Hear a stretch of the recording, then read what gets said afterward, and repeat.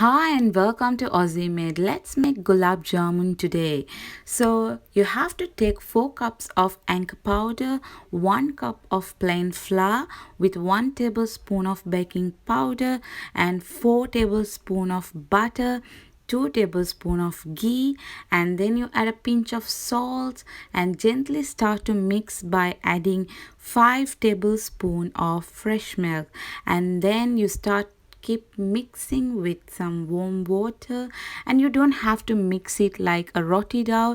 It has to be gentle and soft, and then you have to slowly keep mixing and make it a fine dough, and then make it to a shape of ball, and as how you prefer, like it can be small, big, it doesn't matter.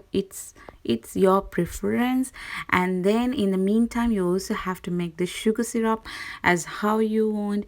Like you can add 3 cups of sugar, 1 cup of water, and then a pinch of lemon juice, and then it's a perfect sugar syrup.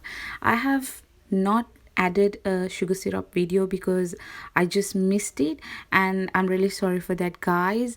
Then you have to make it to a fine ball, and you can see my balls how it turned. So you can see I made around 45 to 48 gulab jamun balls, so I'm so excited. Okay, and then you have to fry it in a deep fryer. So you have to get it out when it is golden brown color, and then you add it into your sugar syrup, and then you can see how it is. You can see I'm tasting it. It's really yum, and everyone likes it at our house.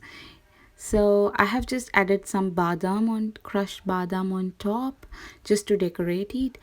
So that's it. So you can try this, and it was so delicious. And bye. See you with another recipe.